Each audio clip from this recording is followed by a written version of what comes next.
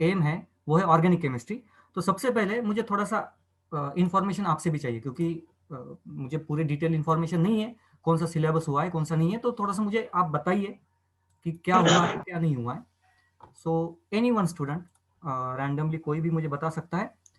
देखिए पहले तो सिलेबस के हिसाब से बात करें तो हेलो अल्केन से लेके क्लास 12 में, हेलो अल्केन से लेके आगे के chapters, most of the chapters जो है वो ऑर्गेनिक केमिस्ट्री के चैप्टर्स है। ठीक है, so one by one haloalkanes हुआ है, yes or no?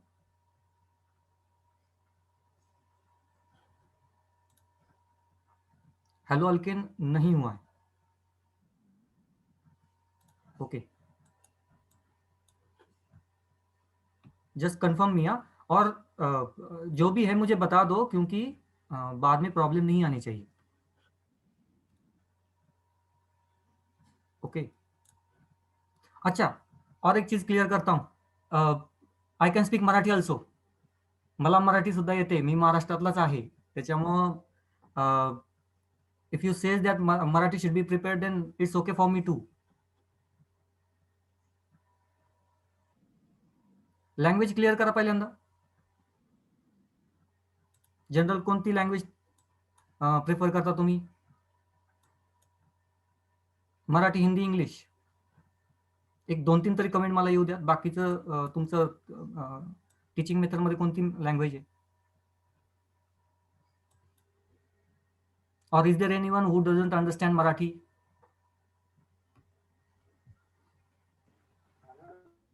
Okay, Marathi और हिंदी? मराठी। मराठी, ओके। कोई ऐसा नहीं है ना कि जिसको मराठी समझ में नहीं आती, ऐसा कोई है क्या? मराठी समझ में नहीं आती, ऐसा कोई है क्या? ऐसा सर कोई नहीं है मराठी मध्ये पण चालेल sir. Okay, no issue, no issue. चलो, तर 1 बाय 1 जाऊ. युनिट 11 तुमचं झालेलं नाही म्हणताय. 12 झालाय का? सॉरी 11 झालाय का? 10 झालेलं नाही, 11 झालाय का? Alcohol phenol ether. थोडं फास्ट सांगा मुलांना, म्हणजे मला हो. झालेलं आहे. Very good. Unit number 12, aldehyde ketone carboxylic acid.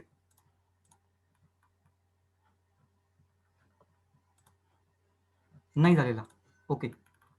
Unit number 13, amines, झालाय का? हो. Okay. And 14? Sir hello alkane पण नाही झालेला सर, फर्स्ट नाही झालेला. हा, फर्स्ट नाही झालेला. येस, फर्स्ट नाही झालेला. बाकीचा त्यांनी फक्त आतापर्यंत एक सांगितलंय, अल्कोहोल झालाय म्हणून, अल्कोहोल फिनॉल इथर. ठीक आहे, चल.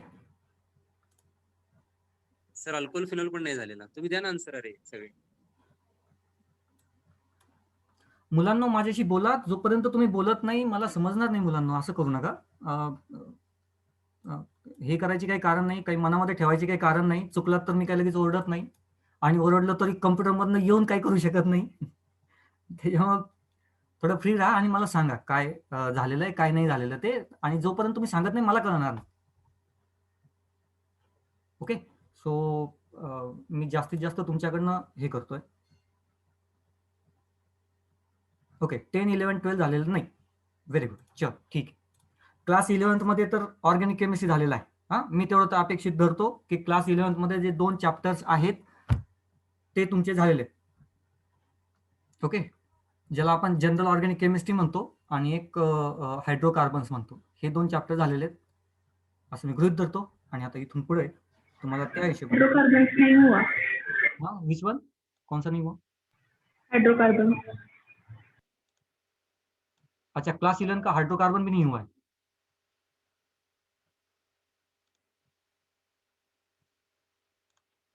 ओके, चलो ठीक है.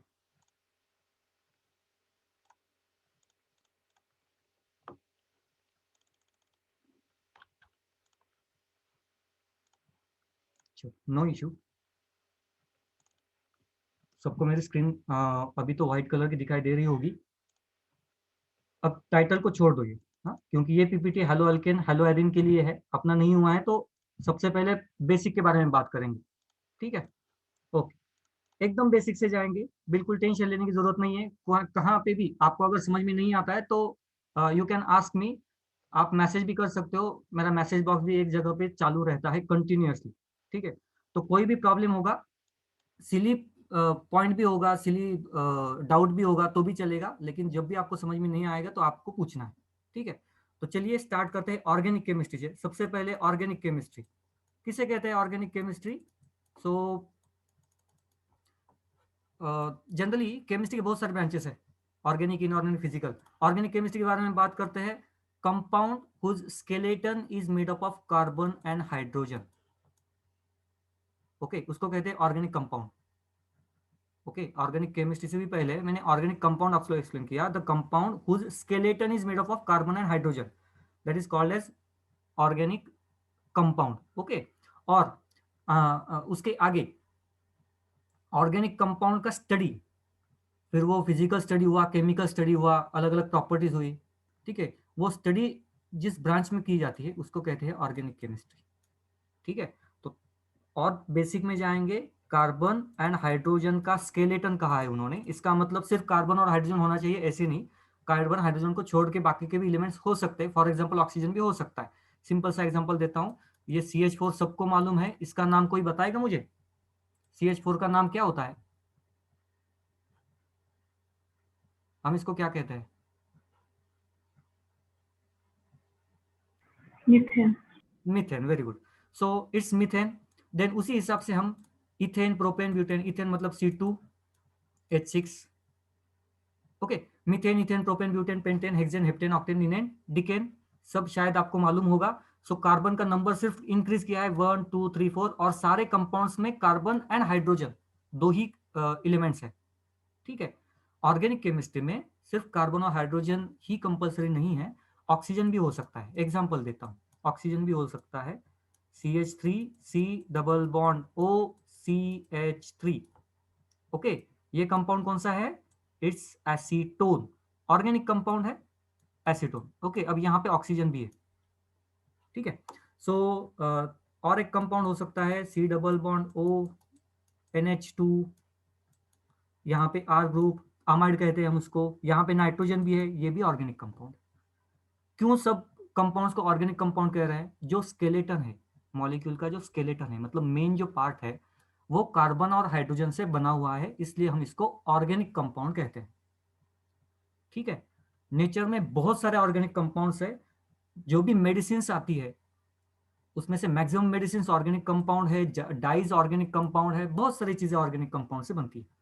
ओके, तो सबसे पहले ऑर्गेनिक कंपाउंड मतलब ऐसे कंपाउंड जिसका स्केलेटन कार्बन और हाइड्रोजन से बना हुआ होगा, उसको हम कहते हैं organic compound. First point. Second point, अब थोड़ा सा कार्बन और हाइड्रोजन अगर इतना इंपॉर्टेंट है तो उसके डिटेल में हमें देखना पड़ेगा कि एक्चुअल में है क्या। सो कार्बन का अगर इलेक्ट्रॉनिक कॉन्फ़िगरेशन हम ड्रॉ करें तो सिंपल, एक मिनट इसको, हाँ, electronic configuration 1s2 2s2 2p2, कितने बॉन्ड बनाता है? 4 बॉन्ड बनाता है। Okay, hydrogen electronic configuration 1s1 कितने बॉन्ड बनाता है? 1 बॉन्ड बनाता है। सिंपल सा पॉइंट, कार्बन 4 बॉन्ड बनाता है, हाइड्रोजन 1 बॉन्ड बनाता है। एक हिंट आपको देता हूं, हर बार जब भी हम ट्राई करेंगे रिएक्शन वगैरह लिखने का या कॉम्प्लिकेशन आएगा तो लेविस डॉट स्ट्रक्चर शायद आपने सुना होगा, लेविस डॉट स्ट्रक्चर, जहां पे सिर्फ वैलेंस इलेक्ट्रॉन के बारे में हम बात करते हैं, उस सिस्टम को हम अप्लाई करेंगे मैकेनिज्म के लिए भी या फिर कॉम्प्लिकेटेड चीजों को सॉल्व आउट करने के लिए भी। ओके, सो वो लेविस डॉट स्ट्रक्चर होता क्या है? हम सपोज इस कार्बन का ही लेविस डॉट स्ट्रक्चर में आपको दिखाता हूं। कार्बन आउटर मोस्ट शेल में कितने इलेक्ट्रॉन्स है? तो outermost shell in the sense second orbital, 2s में 2 है, 2p में 2 है, टोटल 4 इलेक्ट्रॉन्स। मैं कैसे ड्रॉ करता हूं इसको देखिए, 1 2 3 एंड 4। अगर किसको लेविस डॉट स्ट्रक्चर भी नहीं मालूम तो सिर्फ इसको समझ लो, अब मैं जो आपको बता रहा हूं ना इसको समझ लो। लेविस डॉट स्ट्रक्चर में हमें क्या करना है? जितने भी आउटर मोस्ट शेल में इलेक्ट्रॉन्स है उतने लिखने हैं बस। हाइड्रोजन आउटर मोस्ट शेल में 1 इलेक्ट्रॉन, उतना ही लिखना है। ओके, अब CH4 मॉलिक्यूल सबको मालूम है, CH4 में क्या होता है? 4 हाइड्रोजन है ना, केमिकल फॉर्मूला क्या है? CH4, एक कार्बन 4 हाइड्रोजन, राइट। तो यहाँ पे 1 2 3 4 हाइड्रोजन लिखे। ठीक है, तो हर एक हाइड्रोजन के पास अपना इलेक्ट्रॉन, कार्बन के पास अपना इलेक्ट्रॉन, इन दोनों के बीच में शेयरिंग होता है तो एक बॉन्ड बनता है। ये है हमारा CH4। ओके, एक सिंपल एग्जांपल हो गया ये। नेक्स्ट एग्जांपल, थोड़ा सा लेविस डॉट स्ट्रक्चर को थोड़ा सा एक्सप्लेन करने के लिए मैं ले रहा हूँ। NH3 nitrogen, electronic configuration 1s2 2s2 2p3। Outermost shell में कितने इलेक्ट्रॉन्स? 5 इलेक्ट्रॉन्स दिखाई दिए। 2 + 3 5 इलेक्ट्रॉन्स। लेविस डॉट स्ट्रक्चर कैसे निकालेंगे? नाइट्रोजन आउटर मोस्ट शेल में 5 इलेक्ट्रॉन्स कैसे लिख रहा हूं, ध्यान से देखिएगा। 1 2 3 4 एंड 5 एंड 5। ठीक है, बाकी हाइड्रोजन 3 है, तो यहाँ पे एक हाइड्रोजन, उसके पास एक इलेक्ट्रॉन, यहाँ पे हाइड्रोजन, उसके पास इलेक्ट्रॉन, यहाँ पे हाइड्रोजन, उसके पास इलेक्ट्रॉन।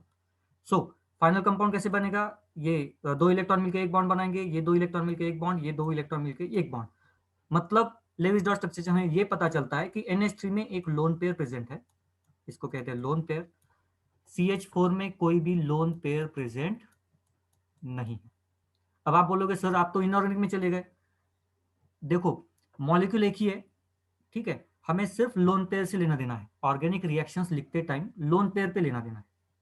ओके, ऑर्गेनिक रिएक्शंस में जो भी हम अटैक करेंगे या जो भी रिएक्शन करेंगे, वो रिएक्शन कौन करते हैं? वो रिएक्शन करते हैं स्पेसिफिकली इलेक्ट्रॉन्स। तो इसके लिए सबसे पहले हमें ये मालूम होना चाहिए इलेक्ट्रॉन्स कहाँ पे। ओके, वही इलेक्ट्रॉन्स आगे जाके रिएक्शन परफॉर्म करेंगे, और वो ढूंढना कैसे है? एकदम लेविस डॉट स्ट्रक्चर 2 मिनट का काम है। और एक एग्जांपल लेता हूं, देखो, ऑक्सीजन ले लेते हैं। Oxygen 1s2 2s2 2p4। Outer most shell में कितने इलेक्ट्रॉन्स? ऑक्सीजन के आउटर मोस्ट शेल में 6 इलेक्ट्रॉन्स। 1 2 3 4 5 एंड 6 इलेक्ट्रॉन्स हो गए। 2 unpaired electron. Carbon 4 unpaired electron हमें मालूम है। ओके, 4 अनपेयर्ड इलेक्ट्रॉन हमें मालूम है। सो आगे क्या होगा? यहाँ पे इलेक्ट्रॉन का एक बॉन्ड, यहाँ पे एक बॉन्ड, ठीक है, 2 वैलेंसीज बाकी है, मतलब 2 हाइड्रोजन की जरूरत है, 2 हाइड्रोजन 2 कार्बन, 2 कोई भी 2 चीजों की जरूरत है। ठीक है, तो ये स्ट्रक्चर कैसे बनता है, प्रॉपर स्ट्रक्चर कैसे बनता है? C double bond O H and H, ये इसका स्ट्रक्चर हो गया। और इसके स्ट्रक्चर में और एक चीज देखने जैसी है कि ऑक्सीजन के पास लोन पेयर। ओके, ऑक्सीजन के पास लोन पेयर। ये तो हो गया अभी तक का Lewis dot structure and basic organic chemistry के बारे में। यहां तक सबको समझ में आ गया, या किसी को भी डाउट है तो मुझे बताओ। मैंने अभी तक क्या लिया है? मीथेन, इथेन, प्रोपेन, जो आपको मालूम है। उसके आगे सिर्फ मैंने इतना ही सिखाया कि लेविस डॉट स्ट्रक्चर में लोन पेयर कैसे फाइंड आउट करते हैं। ओके, लोन पेयर को फाइंड आउट करना कैसे है, ये मैंने सिर्फ आपको बता दी। ठीक है, इनऑर्गेनिक का पार्ट है, लेकिन ऑर्गेनिक में इसको यूज करना है। ओके, और एक चीज मैं थोड़ा सा ऐड करता हूं। यहाँ पे हमने ऑक्सीजन का एग्जांपल लिया। ऑक्सीजन में आउटर मोस्ट शेल में 2 इलेक्ट्रॉन्स है, राइट। ऑक्सीजन के फैमिली में जो नेक्स्ट मेंबर है, ऑब्वियसली सल्फर। सल्फर का भी आप आउटर मोस्ट शेल में अगर लेविस डॉट स्ट्रक्चर निकालोगे ना, सेम आएगा, जैसे ऑक्सीजन का है वैसे ही आएगा। मतलब कैसे? आउटर मोस्ट शेल में 6 इलेक्ट्रॉन्स, 1 2 3 4 5 एंड 6। जैसे ऑक्सीजन का होता है वैसे ही पूरे पूरे सीरीज का होता है, कंप्लीट सीरीज का वैसे ही होता है, याद रखिएगा। जैसे नाइट्रोजन का होगा, नाइट्रोजन के आउट हमने कैसे निकाला था? Nitrogen 1 2 3 4 and 5, outermost shell में 5 इलेक्ट्रॉन्स थे। फॉस्फोरस नाइट्रोजन के फैमिली का मेंबर है, सेम स्ट्रक्चर 1 2 3 4 एंड 5। ओके, आपको आगे भी इनऑर्गेनिक में भी ये बहुत हेल्प करने वाला है। नाइट्रोजन आइदर 3 बॉन्ड बनाता है, यहाँ पे 1 2 3 बॉन्ड बनाता है, नहीं तो डायरेक्टली 5 बॉन्ड बनाता है। ठीक है, 3 के बाद डायरेक्ट 2 इलेक्ट्रॉन रिएक्शन में जाएंगे तो 5 बॉन्ड बनाएगा। सो ये आगे भी यूज होने वाला है, ऑर्गेनिक रिएक्शंस में भी यूज होने वाला है। तो यहां तक समझ में आ गया सबको? अगर किसी को डाउट है तो मुझे बताओ। अगर डाउट नहीं है तो सबको चैटिंग में डालना है कि नो डाउट, चैटिंग में डालना है, लेट मी नो। सबसे पूछ रहा हूं, किसी 1 2 बच्चे से नहीं पूछ रहा हूं। ओके, अगर डाउट है तो पूछो।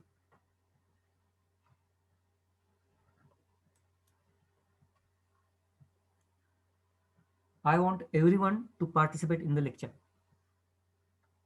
और आराम से धीरे धीरे जाएंगे,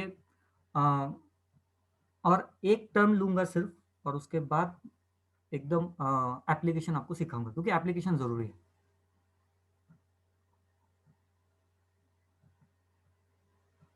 ओके, नो डाउट, ठीक है।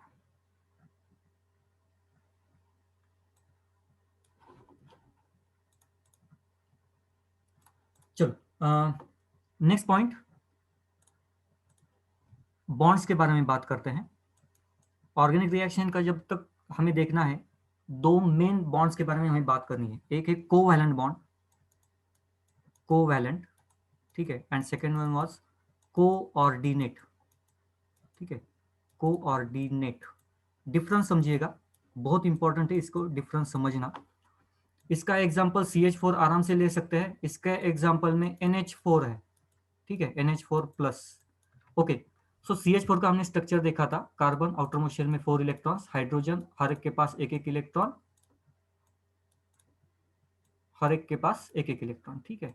ये हम स्ट्रक्चर के बारे में बात कर रहे हैं।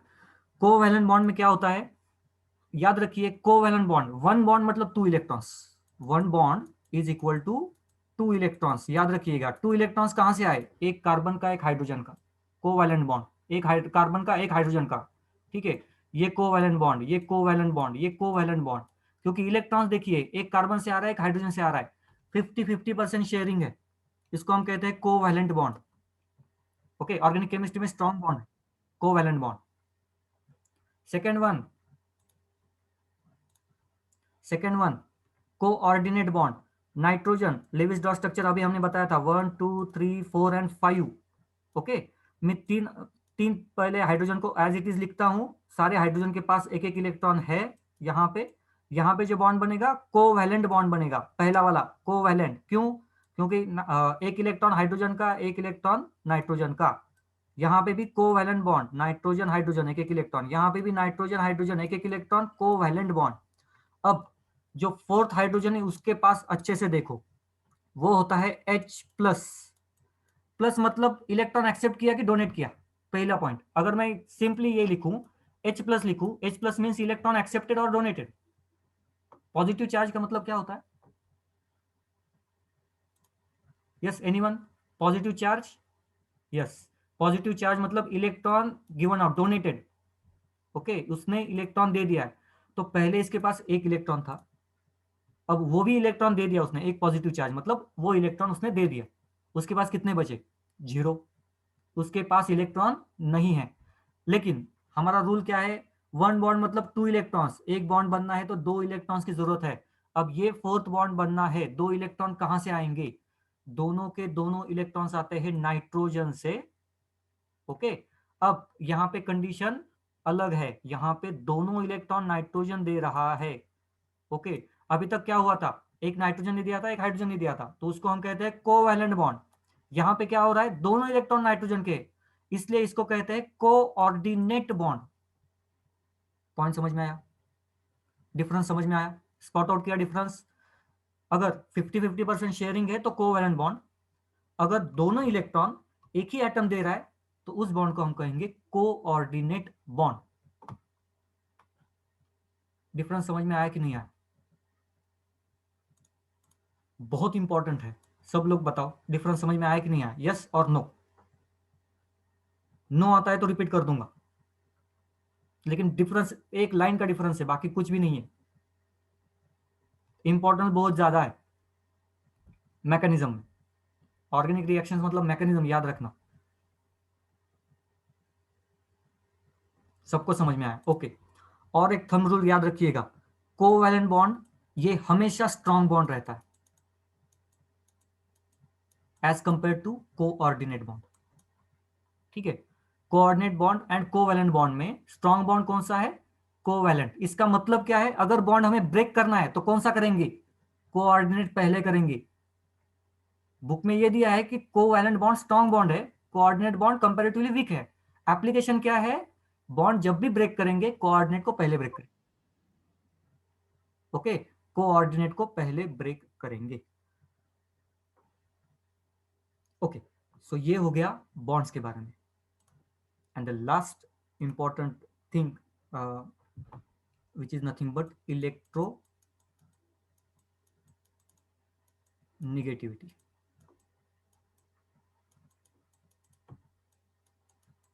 Electronegativity, okay. अब सबसे पहले मैं डेफिनेशन बताता हूँ किससे कहते हैं इलेक्ट्रोनेगेटिविटी। तो एक एग्जांपल लेता हूँ, suppose HCl। Okay, chlorine Lewis dot structure अगर निकालेंगे, आउटर मोस्ट शेल में 7 इलेक्ट्रॉन्स होते हैं, तो ये हो गए हमारे 7 इलेक्ट्रॉन्स। ओके, लोन पेयर 3 और एक अनपेड इलेक्ट्रॉन, हाइड्रोजन के पास एक ही इलेक्ट्रॉन।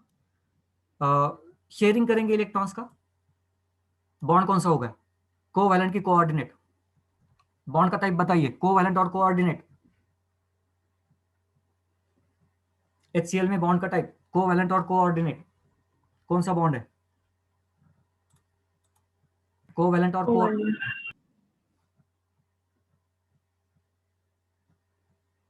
बताओ, गलती होने दो, आंसर दो। गलत आंसर देना गलत नहीं होता, आंसर ना देना गलत होता है। कोवैलेंट। Covalent, very good. चलो, ये बॉन्ड है कोवैलेंट, क्योंकि एक क्लोरीन का इलेक्ट्रॉन है, एक हाइड्रोजन का इलेक्ट्रॉन है, कोवैलेंट बॉन्ड है। Okay, now electronegativity, it is the tendency of atom, फिर वो कोई भी एटम हो सकता है, it is the tendency of atom to pull और to attract shared pair of electrons. Okay, मतलब इसने, इस क्लोरीन की जो टेंडेंसी है शेयर्ड पेयर ऑफ इलेक्ट्रॉन की है ना, ये इलेक्ट्रॉन भी अपनी तरफ खींचना, इस टेंडेंसी को हम कहते हैं इलेक्ट्रोनेगेटिविटी। ओके, मैं रिपीट करता हूं, it is the tendency of atom to attract shared pair of electrons. Okay, atom का कोई भी एटम हो, उसकी जो टेंडेंसी है, जो शेयर्ड पेयर ऑफ इलेक्ट्रॉन्स है, ये बाहर के नहीं है, लोन पेयर की बात नहीं कर रहा हूं मैं कौन से इलेक्ट्रॉन्स की बात कर रहा हूं, जो शेयरिंग में है, 50-50% शेयरिंग में है, वो इलेक्ट्रॉन भी अपनी तरफ ही चाहिए, ऐसे क्लोरीन को लगता है। ओके, मतलब थोडं मराठीत सांगतो, जे माझं माझं इलेक्ट्रॉन आहे तो माझाच आहे, पण जो तुझा इलेक्ट्रॉन आहे तो पण मला देऊन टाक. ओके, ही जी टेंडन्सी त्याला म्हणायचं इलेक्ट्रोनिगेटिव्हिटी. ओके, जे माझे ते माझंच आहे, तुझं पण आहे ते पण मला देऊन टाक. It's a electronegativity. Point clear? Electronegativity concept clear?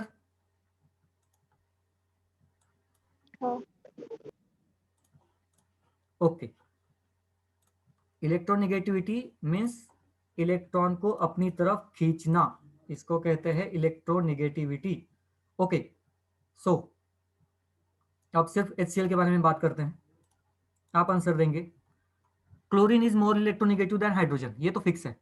Chlorine की इलेक्ट्रोनिगेटिविटी ज्यादा है हाइड्रोजन के कंपैरिजन में, मतलब क्लोरीन ज्यादा इलेक्ट्रॉन खींच सकता है अपनी तरफ, उतना हाइड्रोजन नहीं खींच सकता. ओके, सो HCl. ओके, सो क्लोरीन अपनी तरफ इलेक्ट्रॉन खींच सकता है. सो होता क्या है कि shared pair of electrons ideally क्या होने चाहिए, ये बीच में होने चाहिए. ठीक है, ये इलेक्ट्रॉन्स आइडियली बीच में होने चाहिए, सेंटर में होने चाहिए, लेकिन क्लोरीन ज्यादा खींचता है, इसलिए ये क्लोरीन के पास ज्यादा रहता है. ओके, क्लोरीन के पास ज्यादा रहता है, मतलब ये यहां पे रहेंगे, और दोनों भी इलेक्ट्रॉन. ओके, अब इलेक्ट्रॉन पे चार्ज कौन सा होता है, नेगेटिव. नेगेटिव. अगर क्लोरीन के पास इलेक्ट्रॉन ज्यादा आएंगे तो क्लोरीन पे कौन सा चार्ज आएगा, नेगेटिव. नेगेटिव. बहुत इंपॉर्टेंट कंसेप्ट है ये बच्चों, बहुत इंपॉर्टेंट कंसेप्ट है. क्लोरीन पे इलेक्ट्रॉन निगेटिविटी की वजह से डेल्टा निगेटिव चार्ज डेवलप होता है. ठीक है, हम कंप्लीट निगेटिव नहीं कहते, क्योंकि इलेक्ट्रॉन शिफ्ट थोड़े से शिफ्ट हो गए हैं क्लोरीन की तरफ, उन्होंने हाइड्रोजन को छोड़ा नहीं है. जब ये हाइड्रोजन को छोड़ देंगे तब हम कंप्लीट चार्ज लिख सकते हैं. ओके, सो क्लोरीन पे निगेटिव चार्ज आया, डेल्टा निगेटिव. हाइड्रोजन पे चार्ज कौन सा होगा, डेल्टा पॉजिटिव. Delta positive. ये सबको समझ में आया कि नहीं आया, बहुत इंपॉर्टेंट कंसेप्ट है. अब डायरेक्ट मैं फंक्शन ग्रुप पे जाने वाला हूं, ये सबको समझ में आ गया होगा. चलो, और एक कंपाउंड लेता हूं, एक 2-3 कंपाउंड लेता हूं, मुझे सिर्फ आप ये बताइएगा कि इलेक्ट्रोनिगेटिविटी डिफरेंस. अच्छा, इलेक्ट्रोनिगेटिविटी सीक्वेंस मालूम है, सबसे ज्यादा इलेक्ट्रोनिगेटिविटी जो होते हैं ना, वो हैलोजेंस होते हैं. Fluorine, chlorine, bromine, iodine, these species are highly electronegative. ठीक है, देन ऑक्सीजन भी होता है, नाइट्रोजन भी होता है. ठीक है, okay, so one by one discuss करते हैं. हाइड्रोजन, कार्बन में कार्बन मोर इलेक्ट्रोनिगेटिव होता है. ओके, सो कुछ कंपाउंड्स लिखता हूं मैं, water H2O, structure oxygen 1 2 3 4 5 6, 2 hydrogen, 2 electron, covalent bond. Okay, ये हो गया वाटर का स्ट्रक्चर। सिंपल क्वेश्चन है मेरा, ऑक्सीजन पे कौन सा चार्ज होगा?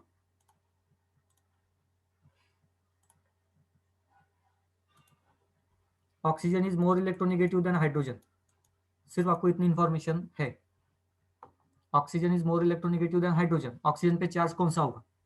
डेल्टा पॉजिटिव और negative? Delta negative.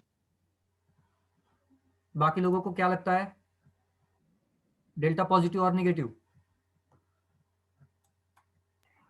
Negative. Negative लगता है सबको?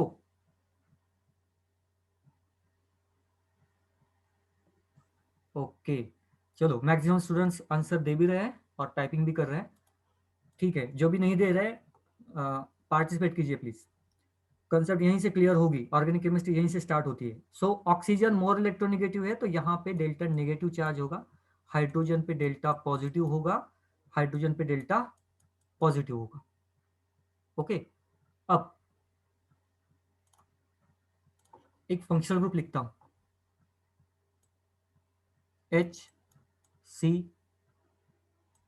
अगेन H H एंड यहाँ पे Cl। ओके, यहाँ पे सिर्फ तीन ही एलिमेंट है, हाइड्रोजन, कार्बन, क्लोरीन। सबसे ज्यादा इलेक्ट्रोनेगेटिव स्पेसीज कौन सी है मालूम है आपको इन तीनों में से?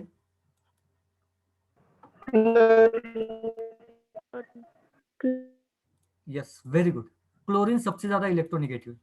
ओके, सो मुझे सिर्फ इतना ही बताइए, क्लोरीन पे चार्ज कौन सा होगा? Partial negative. Delta negative. Yes, partial negative और डेल्टा नेगेटिव। कार्बन पे चार्ज कौन सा होगा? Delta positive. Delta positive. अगर यहां तक सबको क्लियर है, यहां तक सबको क्लियर है, किसी को डाउट है तो पूछ लो। अगर किसी को डाउट है, मैं 5 सेकंड रुक रहा हूं, किसी को डाउट है, कोई भी क्वेश्चन है तो पूछ लो।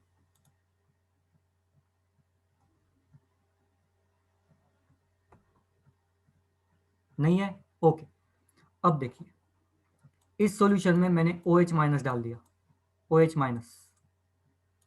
ओके, मतलब कोई भी बेस डाल दिया, NaOH डाल दिया, वाटर में जैसे डिजोल्व हो जाएगा, OH माइनस अलग होगा, सोडियम अलग हो जाएगा। ठीक है, एकदम सिंपल लॉजिकली मुझे एक बात बताओ, ये OH माइनस कार्बन पे अटैक करेगा कि Cl पे अटैक करेगा?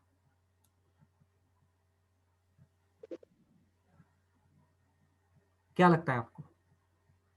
चार्ज को देखिए, एक ही हिंट देता हूं, चार्ज को देखिए। कार्बन। कार्बन। क्यों? कार्बन डेल्टा पॉजिटिव और डेल्टा नेगेटिव। ओके, सबको समझ में आ गया?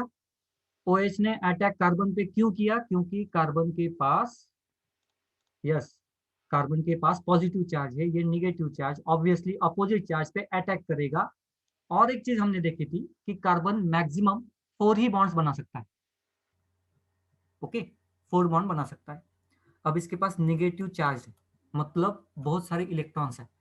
अब ये जैसे ही अटैक करेगा, कार्बन क्या कहता है, तू इलेक्ट्रॉन खींच रहा था ना, क्लोरीन को कहेगा तू इलेक्ट्रॉन खींच रहा था ना, 2 इलेक्ट्रॉन लेके बाहर चला जा। क्यों कहा? क्योंकि OH इलेक्ट्रॉन लेके आ गया। ओके, पॉइंट को समझो। रिएक्शन क्या होगी? डायरेक्ट रिएक्शन मैकेनिज्म, एकदम बेसिक रिएक्शन मैकेनिज्म है, वो तो मुश्किल में अभी नहीं जा रहा हूँ। रिएक्शन का प्रोडक्ट क्या होगा? H एंड OH कनेक्ट हो जाएगा प्लस Cl माइनस बाहर। समझ में आई कि नहीं आई रिएक्शन? एकदम बेसिक रिएक्शन, समझ में आई कि नहीं आई? एकदम simple reaction with mechanism, with पूरा एक्सप्लेनेशन है अभी आपके पास कि इसने अटैक यहाँ पे क्यों किया, वहां पे क्यों नहीं किया, ऐसा क्यों नहीं किया, वैसा क्यों नहीं किया, पूरा एक्सप्लेनेशन आपके पास अभी होना ही चाहिए, है भी सामने ही है।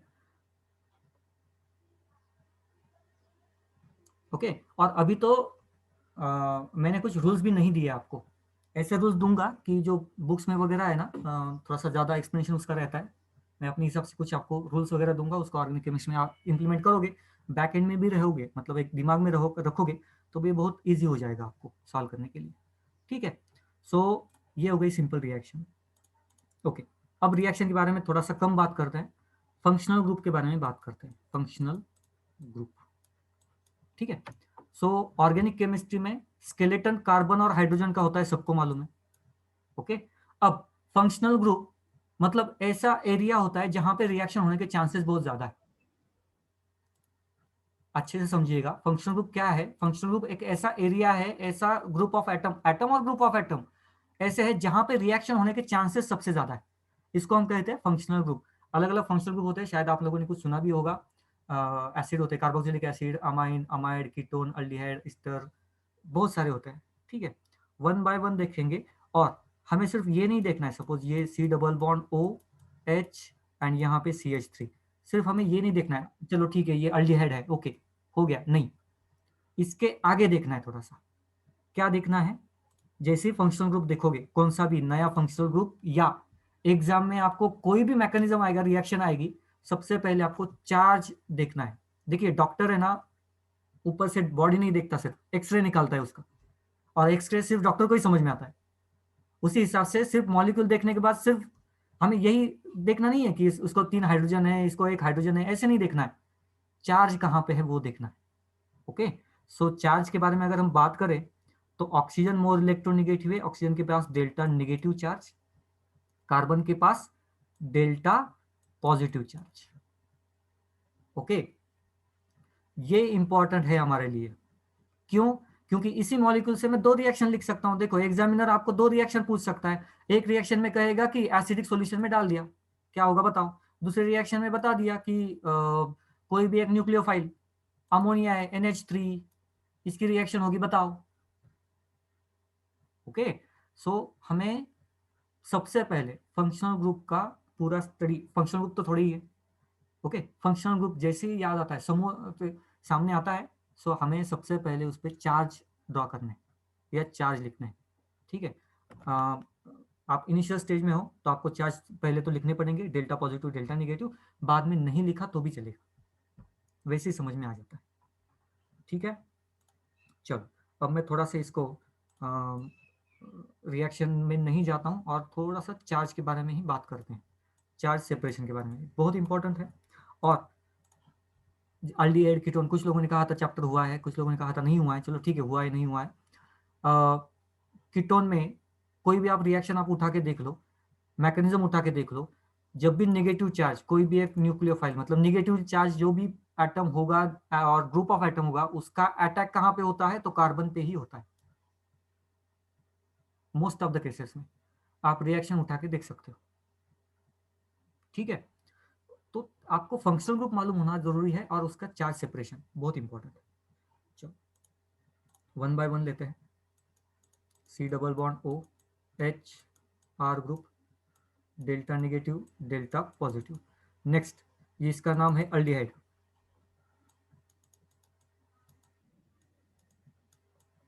अब एक काम करता हूं, मैं पूरे नाम नहीं लिखता हूं, सिर्फ फंक्शनल ग्रुप है ना, उसका थोड़ा सा पहले तो स्ट्रक्चर ड्रॉ करता हूं। ठीक है, पूरे स्ट्रक्चर ड्रॉ करता हूं पहले तो।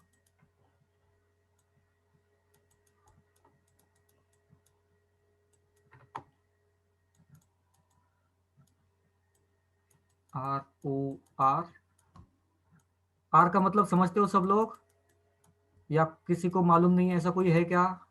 What is mean by R, ऐसे कुछ है क्या? कोई है जिससे और आर नहीं मालूम, या आर किसे कहते हैं, क्या कहते हैं, नहीं मालूम, ऐसा कोई है क्या?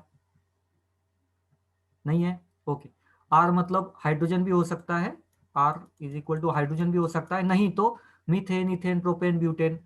Carbon n number, hydrogen 2n+2, या 2n भी हो सकते हैं, 2n+2 भी हो सकते हैं, या 2n-2 भी हो सकते हैं। सो बेसिकली आर मतलब हाइड्रोजन और ऑर्गेनिक कंपाउंड का कोई भी एक कार्बन का कंपाउंड। ठीक है, चलो चार्ज सेपरेशन के बारे में बात करते हैं अभी। बताओ, ऑक्सीजन पे डेल्टा नेगेटिव, कार्बन पे डेल्टा पॉजिटिव, कोई डाउट नहीं होगा। यहाँ पे बताओ, इस मॉलिक्यूल में बताओ कैसे लिखूं? ऑक्सीजन पे कौन सा चार्ज लिखूं, डेल्टा, विच वन?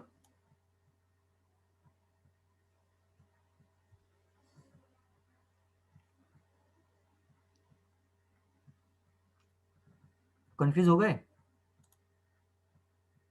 हाँ करेक्ट है, ईशा करेक्ट है। और किसी को समझ में आ रहा है ऑक्सीजन पे चार्ज कौन सा लिखूं? अच्छा क्या डाउट है बताओ, प्रॉब्लम क्या है अगर नहीं आ रहा है तो? करेक्ट है, रिया का भी आंसर करेक्ट है।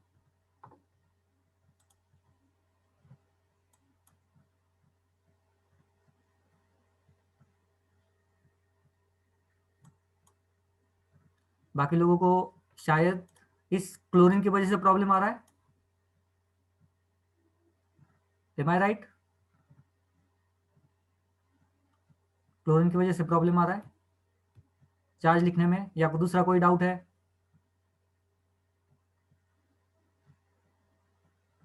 ओके, निगेटिव चार्ज, ऑक्सीजन पे आएगा निगेटिव चार्ज, कोई प्रॉब्लम नहीं, सही है। क्लोरीन पे कौन सा चार्ज आएगा?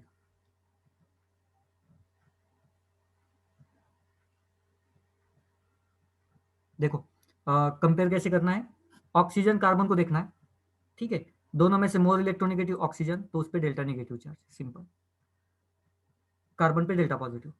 क्लोरीन और कार्बन को देखो, बॉन्ड इनके बीच में है ना, क्लोरीन और कार्बन के बीच में है ना, तो इसको डेल्टा नेगेटिव कहेंगे, और ये होगा डेल्टा पॉजिटिव। ओके, नेक्स्ट, इस पे भी जब भी रिएक्शन होगी कार्बन पे नेगेटिव चार्ज का अटैक होगा। अगर सॉल्यूशन में आपको नेगेटिव चार्ज दिया हुआ है, it will attack firstly on carbon. Okay, next point, मुझे और एक चीज बताओ, sigma bond and pi bond मालूम है सबको, yes or no? Sigma bond and pi bond, sigma and pi मालूम है कि नहीं? Yes, okay. इन दोनों में से स्ट्रॉन्ग बॉन्ड कौन सा होता है, सिग्मा की पाई? स्ट्रॉन्ग बॉन्ड, करेक्ट है अमृता, स्ट्रॉन्ग बॉन्ड। रिया आंसर को क्रॉस चेक करो, स्ट्रॉन्ग बॉन्ड होता है सिग्मा, ओके। और दूसरा जो होता है पाई बॉन्ड, वो वीक होता है, ये वीक बॉन्ड है, ठीक है। अब यहां पे पहले बॉन्ड अगर ब्रेक होगा तो यहां पे देखो डबल बॉन्ड है, मतलब एक सिग्मा बॉन्ड है, एक पाई बॉन्ड है। बॉन्ड पहले कौन सा, अगर नेगेटिव चार्ज ने यहां पे अटैक कर दिया तो बॉन्ड पहले कौन सा ब्रेक होगा, पाई बॉन्ड पहले ब्रेक होगा, ओके। आराम से विथ लॉजिक जाएंगे, धीरे धीरे जाएंगे, ओके। इसको मैं थोड़ा सा है ना अच्छा कर दूं, बहुत ज्यादा लिख दिया मैंने यहाँ पे। डबल बॉन्ड मतलब एक सिग्मा एक पाई, ठीक है। कोई भी एक नेगेटिव चार्ज है, ओ एच माइनस है सपोज, या अब नेगेटिव चार्ज यहाँ पे लिखा मैंने, ओ एच माइनस है, इसने अटैक ऑब्वियसली यहाँ पे किया, बॉन्ड कौन सा ब्रेक होगा, हमें मालूम है पाई बॉन्ड वीक होता है तो वो पहले ब्रेक होगा, सिंपल सा पॉइंट, ओके। अच्छा ब्रेक होगा, एक बॉन्ड मतलब दो इलेक्ट्रॉन्स कहाँ पे जाएंगे, तो ऑब्वियसली जो मोर इलेक्ट्रॉन निगेटिव होगा, मतलब जो ज्यादा खींचेगा उसके पास जाएंगे इलेक्ट्रॉन्स, कौन ज्यादा खींच रहा है, ऑक्सीजन, ठीक है। तो यहां से जैसे ही अटैक होगा कार्बन क्या करेगा, कार्बन को तो नेगेटिव चार्ज है ना, मतलब कार्बन को इलेक्ट्रॉन यहां से मिल रहे हैं, ये वाले इलेक्ट्रॉन्स मिल रहे हैं, इन इलेक्ट्रॉन की उसको जरूरत नहीं है, ये बॉन्ड एक ब्रेक करेगा एंड देन दोनों भी इलेक्ट्रॉन यहां पे शिफ्ट हो जाएंगे। यहीं से हमारा मैकेनिज्म स्टार्ट होता है ऑर्गेनिक केमिस्ट्री का, यही बेस है। कोई भी रिएक्शन, कोई भी मैकेनिज्म, कुछ भी उठा लो, किसी भी चैप्टर का उठा लो, बेस आपको यहीं से मिलेगा, चार्ज सेपरेशन एंड किसका अटैक होता है, किस पे अटैक होता है, ओके। और हमारे पास चार्ज है ही कितने, दो चार्ज, एक पॉजिटिव एक निगेटिव, ओके। सो अगर नेगेटिव चार्ज है तो पॉजिटिव पे अटैक करेगा, पॉजिटिव चार्ज है तो नेगेटिव पे अटैक करेगा, सिंपल सा पॉइंट। अभी तक मैंने पॉजिटिव चार्ज के बारे में बात नहीं की, जैसे भी अटैक दिखाया है नेगेटिव चार्ज का ही दिखाया, ओके। और नेगेटिवली चार्ज स्पीसीज को हम न्यूक्लियोफाइल भी कहते हैं, जो कि इलेक्ट्रॉन स्पीसीज होता है। धीरे धीरे ये सारे कॉन्सेप्ट्स आएंगे, ओके। तो आगे बढ़ते हैं, इस मॉलिक्यूल के पास चार्ज सेपरेशन लिखता हूं, delta negative delta negative delta positive, सबको क्लियर हो गया होगा। Oxygen delta negative, R group delta positive, यहां पे भी डेल्टा पॉजिटिव, ओके। यहां पे बात करते हैं, ये delta positive, oxygen delta negative, ये डेल्टा नेगेटिव, राइट। ये आर ग्रुप के बारे में बात करनी है तो डेल्टा पॉजिटिव, यहाँ पे भी डेल्टा पॉजिटिव। लेकिन सबसे ज्यादा पॉजिटिव चार्ज कहाँ पे है? इस कार्बन पे। क्यों?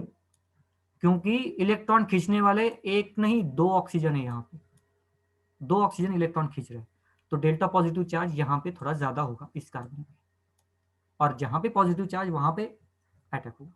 ठीक है। देखो एक एक सिंपल सा पॉइंट है, मॉलिक्यूल को हम देख नहीं सकते ऑर्गेनिक केमिस्ट्री में या केमिस्ट्री में, मॉलिक्यूल्स को नहीं देख सकते। अच्छा, मॉलिक्यूल को क्या मालूम कि हम कार्बन पे अटैक कर रहे हैं, ऑक्सीजन पे कर रहे हैं, नाइट्रोजन पे कर रहे हैं, उसको क्या मालूम? सॉल्यूशन में चला गया बेचारा, वो अटैक करेगा किसके हिसाब से अटैक करेगा? वो कार्बन को थोड़ी ना देखेगा, सबको नहीं पूछेगा ना, थोड़ी ना एटम को पूछेगा कि तुम्हारा नाम क्या है, कार्बन है, हाइड्रोजन है, उस पर अटैक करूंगा, नहीं ना। वो अटैक कौन से बेसिस पे करता है? वो चार्ज के बेसिस पे करता है। ओके, इसलिए हमें एक्सरे देखना है, मतलब चार्ज देखना है कहां पे है। और उसको ढूंढेंगे कैसे? उसको ढूंढेंगे इलेक्ट्रोनेगेटिविटी से, राइट। तो इलेक्ट्रोनेगेटिविटी कंसेप्ट बहुत इंपॉर्टेंट है यहाँ पे, इलेक्ट्रोनेगेटिविटी जो कि इनऑर्गेनिक की कंसेप्ट है। ओके, बट एप्लीकेशन हम जम के एप्लीकेशन करेंगे ऑर्गेनिक केमिस्ट्री में, छोड़ेंगे नहीं इनऑर्गेनिक, मतलब वो इलेक्ट्रोनेगेटिविटी कंसेप्ट को, एकदम बेसिक कंसेप्ट है लेकिन बहुत यूज करेंगे उसका, क्योंकि वो बहुत सारी इंफॉर्मेशन हमें देके जाता है। ठीक है, ये तो हो गया इनऑर्गेनिक का। ऑर्गेनिक के भी टर्म्स अपने खुद के हैं जो हमें बताएंगे रिएक्शन कहाँ होगा, स्टेबल प्रोडक्ट बनेगा नहीं बनेगा, कॉन्जुगेशन, अल्टरनेटिव डबल बॉन्ड या रेजोनेंस, सारी चीजें हैं ऑर्गेनिक की खुद के भी। लेकिन ये इनऑर्गेनिक का एकदम बेसिक सा पार्ट है जो हमें ऑर्गेनिक में बहुत हेल्प करता है। Okay, so one more time, मैं थोड़ा सा एक 10 मिनट 10 सेकेंड रुक रहा हूं। सबको समझ में आया तो यस टाइप कीजिए, अगर नहीं समझ में आया तो डाउट पूछिए। मुझे सबके आइदर यस चाहिए, नहीं तो डाउट पूछिए, दो ही हो सकता है। समझ में आया तो यस, नहीं तो डाउट।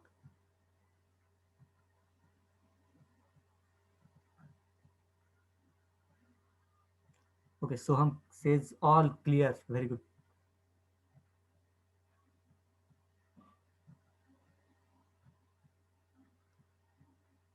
चलो, सबको समझ में आ गया, ज्यादा फास्ट तो नहीं हो रहा है ना?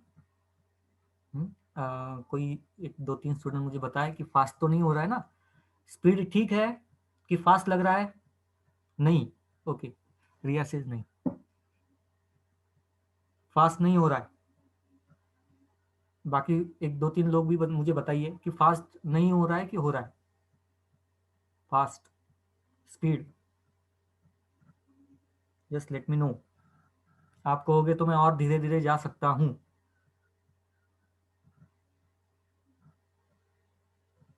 अच्छा, सही है, स्पीड बरोबर आहे, ओके।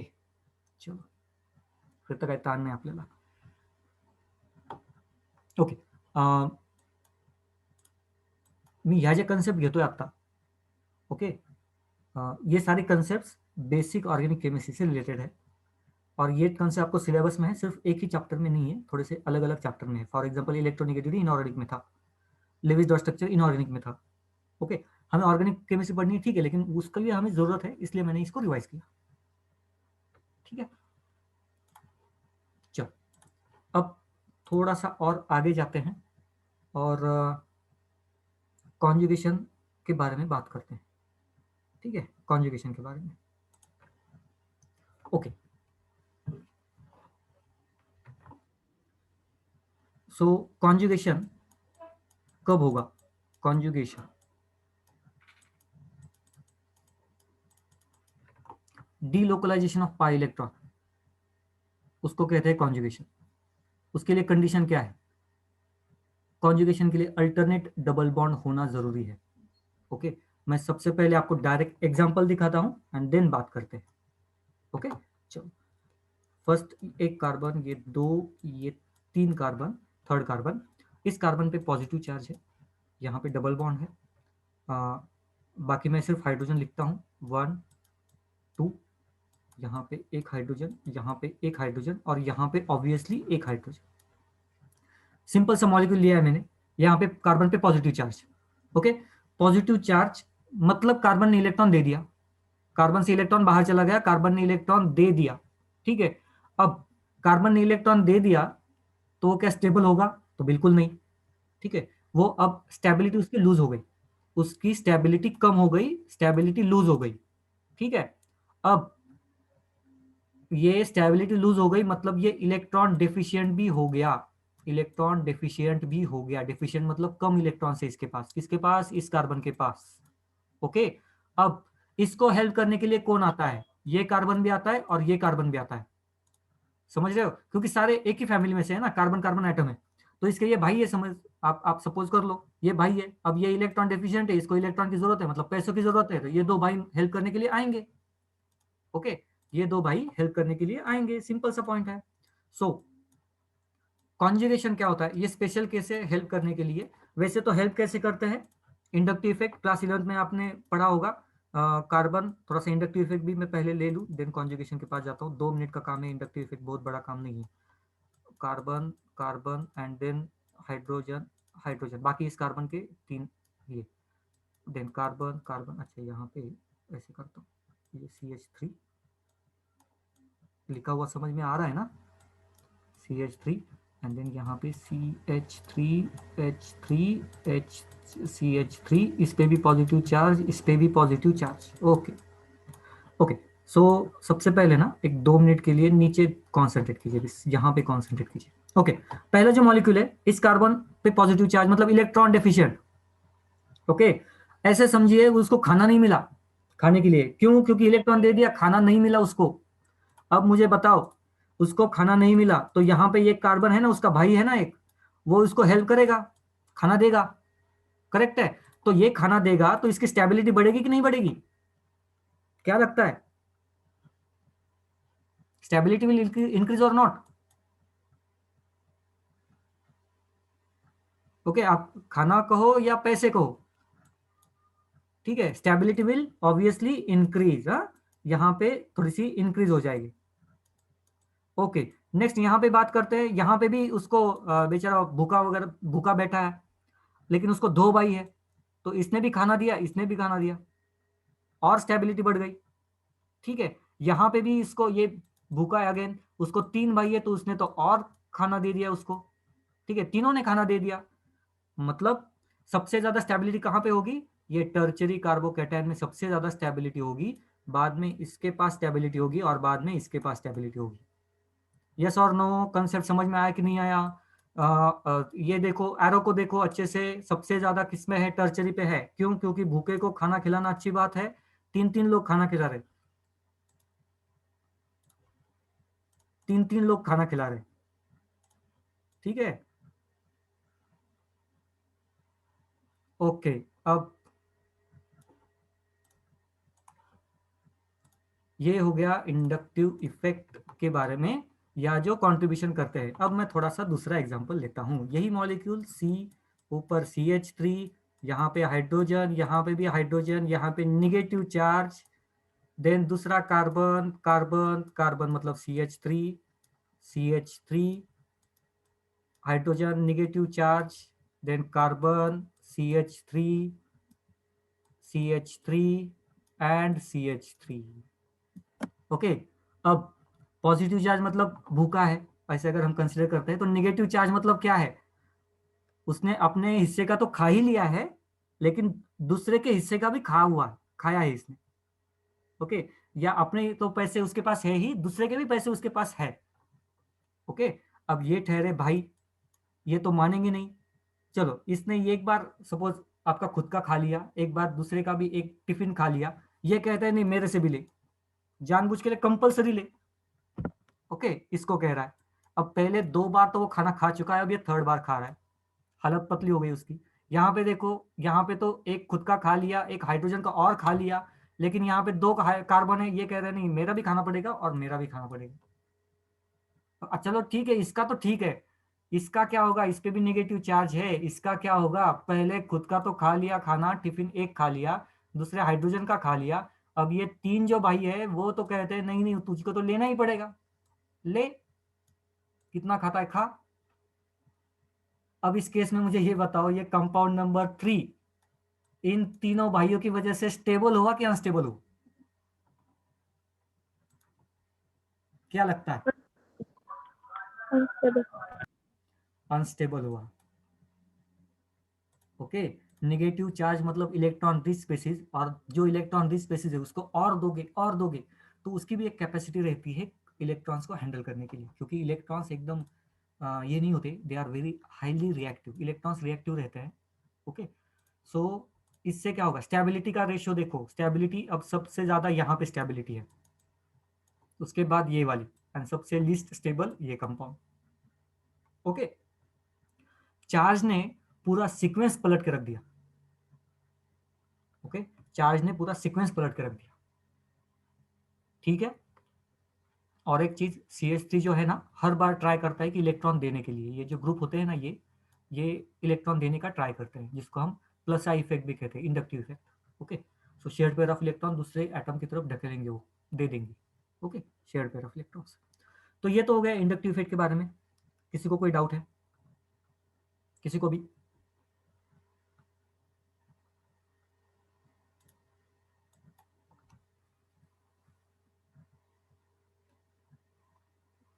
नो?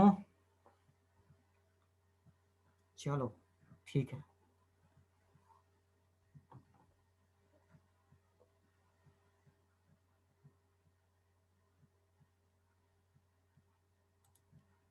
ओके, ये हुआ थ्योरी का, थ्योरी की लैंग्वेज। हाँ, थ्योरी में ऐसे पढ़ाया जाता है, एक्सेट्रा एक्सेट्रा। और थ्योरी में ये सब दिया हुआ है आपको, मैंने कुछ नया नहीं बताया, ठीक है। अब मुझे एक ही बात बताओ, अब ये ऊपर के 3 एटम्स के बारे में बात करते हैं। मैं सिर्फ कंसेप्ट आपकी डेवलप करना चाहता हूँ। Organic chemistry, what is mean bye basically organic chemistry, ये मैं कंसेप्ट आपकी डेवलप करना चाहता हूँ, ठीक है। उसके लिए ये सारी चीजें इंपॉर्टेंट है। ये निगेटिव ये कौन छोटा है कौन बड़ा है ये भूल जाइए। अब देखो, इस पे नेगेटिव चार्ज है, मतलब ये इलेक्ट्रॉन रिच स्पेसीज है। अब इसके पास सपोज कोई एक इलेक्ट्रॉन डेफिशिएंट स्पेसीज आ गई जिसपे पॉजिटिव चार्ज है, या कोई भिखारी वगैरह बैठ गया ऐसे इसके पास, ऐसे समझ लो, इसके पास भी E+, इसके पास भी E+, ठीक है। क्या होगा प्रैक्टिकली, क्या होगा, सबसे पहले कौन देगा, एटम नंबर, ये मॉलिक्यूल नंबर 1, मॉलिक्यूल नंबर 2 और मॉलिक्यूल नंबर 3, सबसे पहले रिएक्ट कौन करेगा? बताओ, सबसे पहले रिएक्शन में कौन जाएगा, कौन रिएक्ट करेगा इसके साथ, इलेक्ट्रॉन्स के साथ, सॉरी इलेक्ट्रोफाइल के साथ, मतलब इलेक्ट्रॉन डेफिशिएंट के साथ कौन करेगा, कौन सा मॉलिक्यूल करेगा? यस, आंसर आ रहे हैं, ईशा करेक्ट है, भावना करेक्ट है।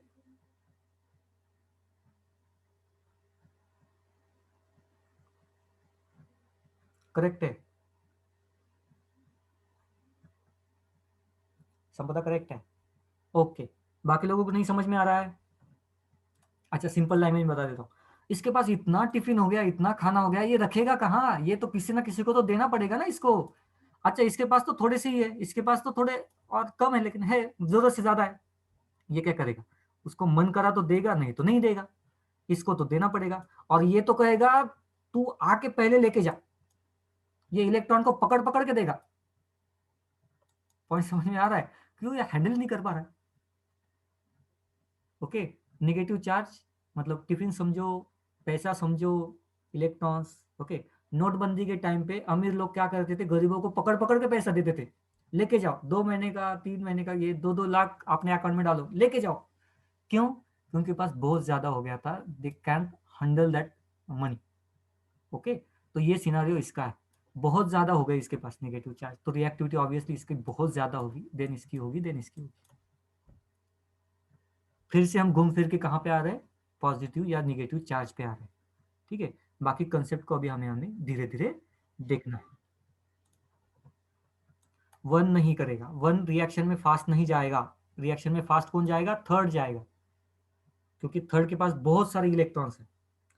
ओके, इलेक्ट्रॉन्स देगा कौन, दान कोण करतं, ज्याच्याकडे सगळ्यात जास्त असतात तो दान करतो ना, ज्याच्याकडे कमी आहे तो कशाला जास्त दान करेल, तो जास्त नाही दान करणार। मध्यमवर्गीय एखादा दान करणार तर किती करणार, 10 रुपये 20 रुपये, ठीक आहे। श्रीमंत गेला तर 100 150 200 500 1000। चलो नेक्स्ट, कॉन्जुगेशन। कॉन्जुगेशन महत्वाची कॉन्सेप्ट आहे, कॉन्जुगेशन कडे येतो वापस। ओके, कॉन्जुगेशन मध्ये काय पाहिजे, सबसे पहले हमें चाहिए carbon carbon double bond, and then single bond, then positive charge. और बहुत इंपॉर्टेंट कंसेप्ट बता रहा हूं मैं आपको, carbon carbon double bond, then single bond, then negative charge. Okay, positive या नेगेटिव चार्ज के बारे में बात कर रहे हैं, ओके, पहले तो इन दोनों को ही बात करते हैं, दोनों के बारे में बात करते हैं, देन एप्लीकेशन वगैरह उसके बारे में बात करेंगे। और याद रखिएगा, अभी जो कुछ पढ़ा रहा हूँ ये सारी चीजें आपको अप्लाई करनी, ठीक है। टेक्स्ट बुक में ये एज इट इज है, लेकिन आपको एप्लीकेशन उसका सीखना है।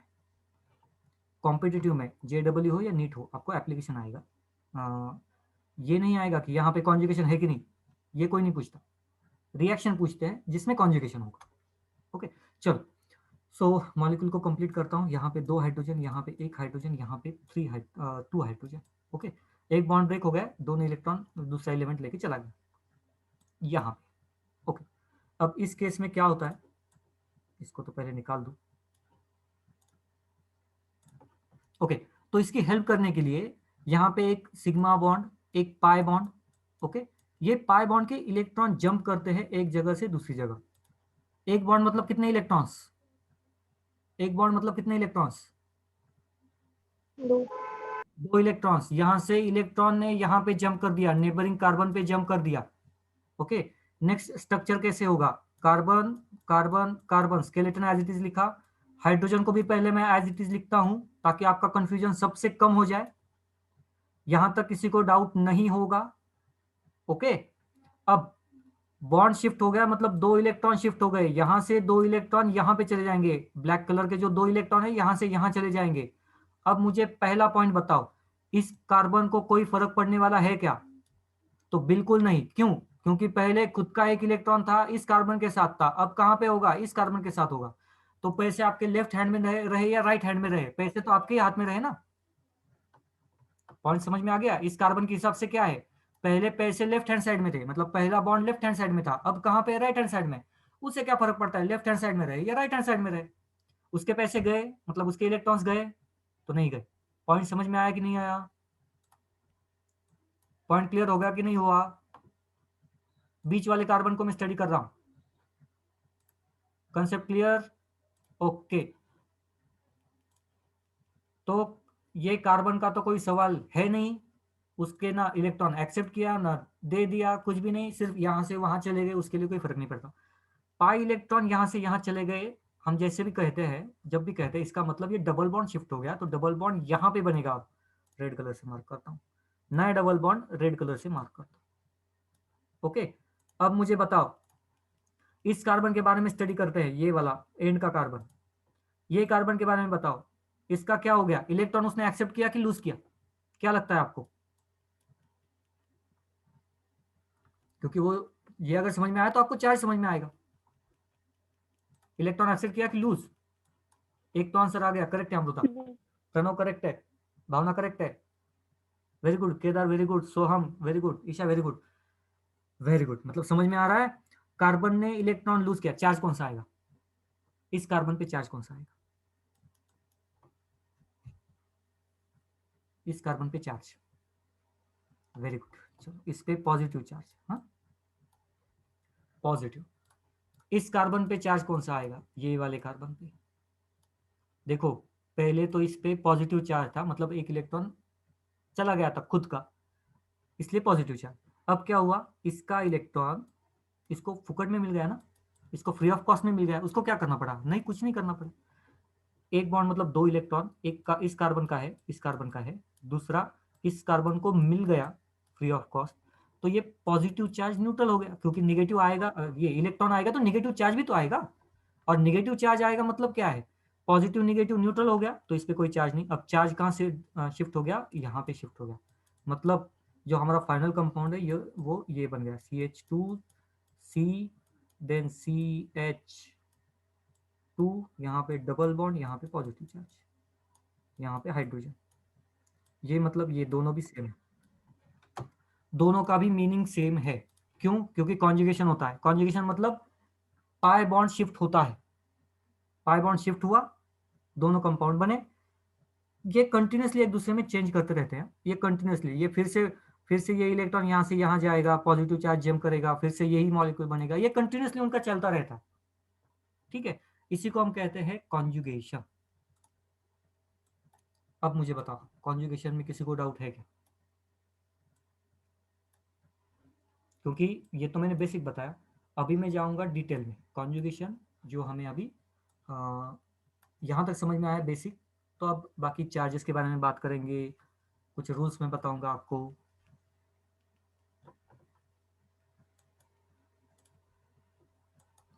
चलो मुझे बताओ, यहाँ तक क्लियर है सबको?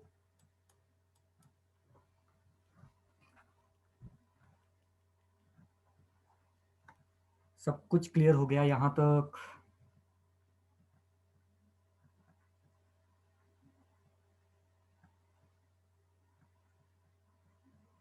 ओके, वेरी गुड, सबको क्लियर हो गया।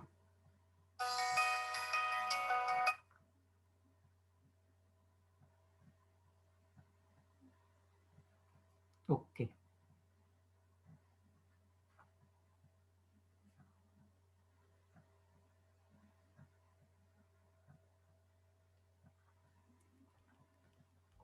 चलो अब थोड़ा सा आगे की सोचते हैं। ये तो हो गया कॉन्जुगेशन के बारे में। हाँ, अब कॉन्जुगेशन के लिए क्या चाहिए? अल्टरनेट डबल बॉन्ड चाहिए, अल्टरनेट डबल बॉन्ड। ओके, मतलब कॉन्जुगेशन कहाँ पे हो सकता है? ये carbon carbon double bond, single bond, फिर से डबल बॉन्ड होगा तो भी कॉन्जुगेशन होगा। देखो, double bond, single bond, double bond, alternate है। ठीक है, आपको शायद ये मेथड भी आती है क्या?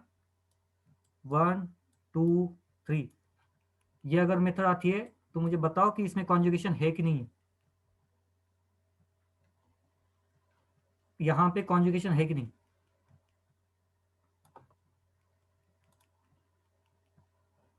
करेक्ट है रिया? अमृता करेक्ट है? ईशा करेक्ट है? सोशली करेक्ट है, यस। सो यहाँ पे कॉन्जुगेशन है। कैसे? Double bond single bond, double bond single bond, double bond single bond, alternate है ना? तो अल्टरनेट है तो कॉन्जुगेशन है, सिंपल सा पॉइंट। हाँ, अल्टरनेट है तो कॉन्जुगेशन है। ओके, ये कंपाउंड सबको मालूम होगा। बेंजीन, अल्टरनेट डबल बॉन्ड है, double bond single bond, double bond single bond, double bond single bond. Okay, so यहाँ पे भी कॉन्जुगेशन होता है, उसको आगे मेथड में या आगे कंसेप्ट में हम एरोमेटिसिटी भी कहते हैं उसको। ठीक है, कॉन्जुगेशन का आगे का पार्ट है वो। ओके, नेक्स्ट पॉइंट, स्ट्रक्चर को ध्यान से देखिए and then let me know यहाँ पे कॉन्जुगेशन है कि नहीं। यहाँ पे कॉन्जुगेशन है कि नहीं, यस और नो? सोच के आंसर देना, मॉलिक्यूल को ध्यान से देखना, सोच के आंसर देना। कॉन्जुगेशन दिखाई दे रहा है कि नहीं दिखाई दे रहा है?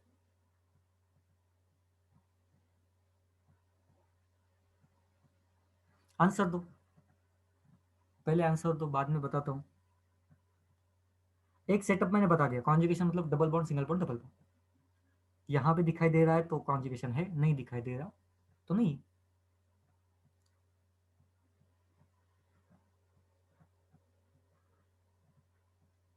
ओके,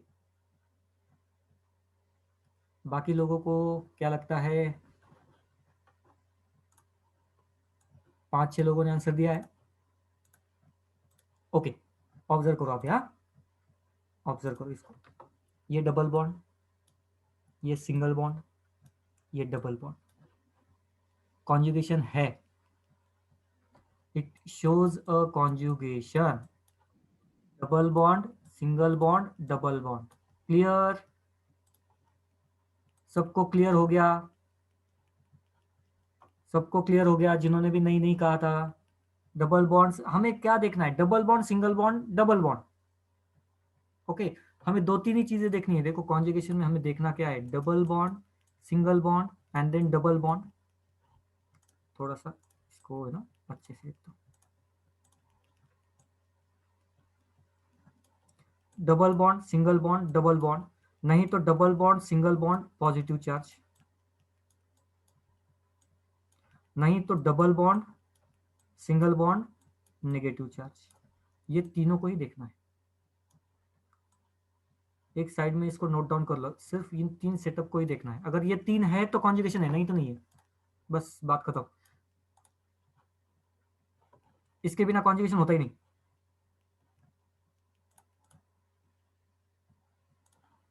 ओके, चलो और कुछ एग्जांपल लेता हूँ।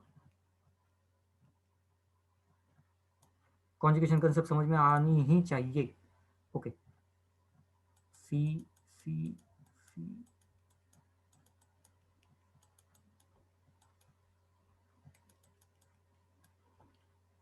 चलो इस मॉलिक्यूल में कॉन्जुगेशन है कि नहीं। हाइड्रोजन वैसे तो निकालने की जरूरत नहीं है, लेकिन सिंप्लिसिटी के लिए मैं निकाल रहा हूं। आप मुझे बताइए तब तक कॉन्जुगेशन है कि नहीं इस मॉलिक्यूल में।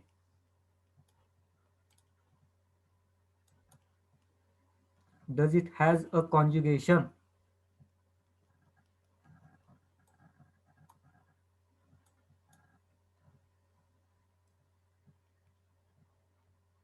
हाँ, आंसर्स आ रहे। Very good. ईशा करेक्ट है, प्रणव करेक्ट है, वैशाली करेक्ट है, केदार करेक्ट है, संपदा करेक्ट है, रिया करेक्ट है। Very good, very good. Yes, यहाँ पे कॉन्जुगेशन नहीं है। डबल बॉन्ड, सिंगल बॉन्ड, उसके बाद चार्ज चाहिए था। चार्ज नहीं है, उसके बाद फिर से single bond and then charge है। कोई लेना देना नहीं हमें इससे, हमें इससे कोई लेना देना नहीं है। ये कॉन्जुगेशन नहीं है। ओके, अब कॉन्जुगेशन क्यों देखना है तो एक रूल याद रखिएगा। जहां पे भी कॉन्जुगेशन होता है, कॉन्जुगेशन मतलब स्टेबिलिटी, कॉन्जुगेशन मतलब स्टेबिलिटी, मॉलिक्यूल सबसे ज्यादा स्टेबल होगा। कॉन्जुगेशन मतलब स्टेबिलिटी, जितनी ज्यादा कॉन्जुगेशन उतनी ज्यादा स्टेबिलिटी, जितना कम कॉन्जुगेशन उतना कम stability.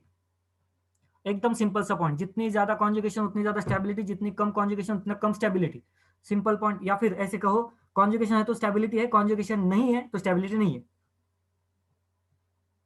Okay, now organic chemistry के पास लेके चलता हूं। चलो ठीक है, ये मॉलिक्यूल सबने अभी देखा है, सी डबल बॉन्ड ओ, ये CH3 सी डबल बॉन्ड OH।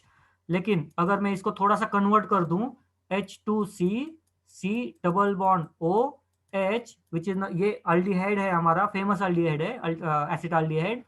यहाँ पे मैं सिर्फ यहाँ पे निगेटिव चार्ज लिखता हूँ। जस्ट लेट मी नो यहाँ पे कॉन्जुगेशन है कि नहीं है। ये मॉलिक्यूल में कॉन्जुगेशन है कि नहीं है।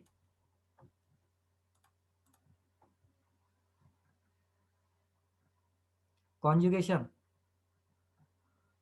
देखो, अभी स्पॉट आउट होना चाहिए, कॉन्जुगेशन है कि नहीं, क्योंकि यही से पता चलेगा ये बनेगा कि नहीं बनेगा। कॉन्जुगेशन है तो स्टेबिलिटी है, स्टेबिलिटी है तो ही बनेगा, नहीं तो रिएक्शन होती नहीं है। रिएक्शन कब होती है? जब प्रोडक्ट हमें स्टेबल मिलता है तभी रिएक्शन होती है।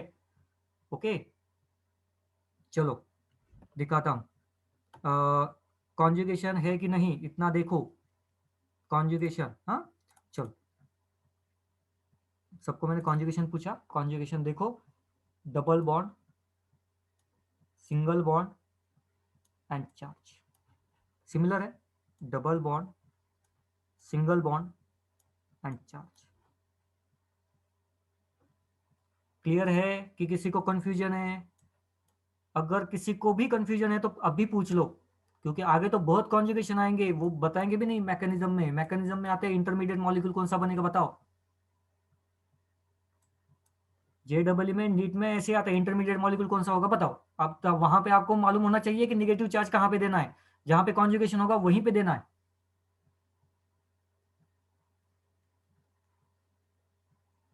ठीक है, अगर मैं इसी को थोड़ा सा क्वेश्चन में डाल दूं तो किस टाइप का क्वेश्चन आएगा ये भी मैं आपको बता देता हूँ। ठीक है, इसी इसी कंसेप्ट को मैं क्वेश्चन में डाल रहा हूँ। ओके, आंसर भी आपको मालूम है, अभी सिर्फ मैं क्वेश्चन में डाल रहा हूँ इसी इसी कंसेप्ट को। चलो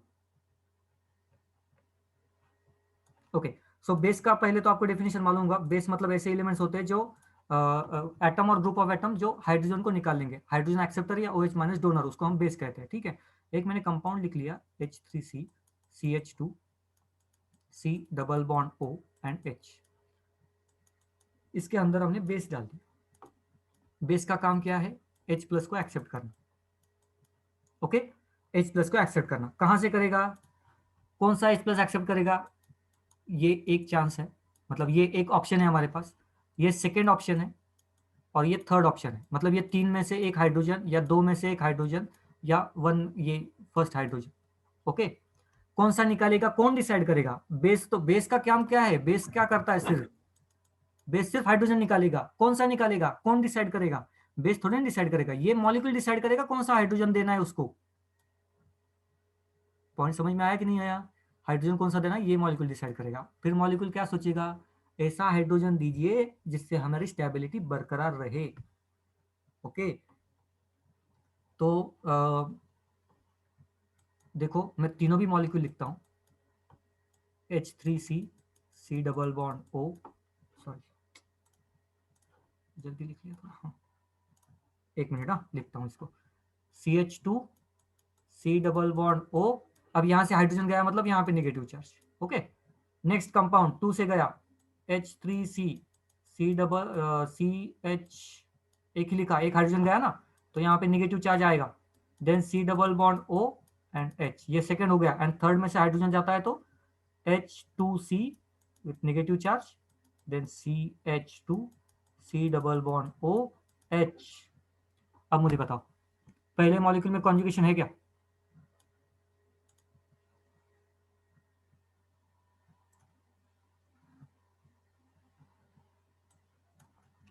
okay okay, 1 minute. If conjugation breaks, is it conjugated or not? Conjugation breaks का मतलब मुझे नहीं समझ में आया। कॉन्जुगेशन किसे कहते हैं? Double bond, single bond, charge. अगर दो डबल बॉन्ड या दो सिंगल बॉन्ड आ गए तो कॉन्जुगेशन नहीं होता। ओके, क्लियर कट, कॉन्जुगेशन नहीं होता। बाकी इस ये जो है ना ब्रैकेट में जो कंडीशन है ना, इसको छोड़ के कुछ भी होगा तो कॉन्जुगेशन नहीं होगा।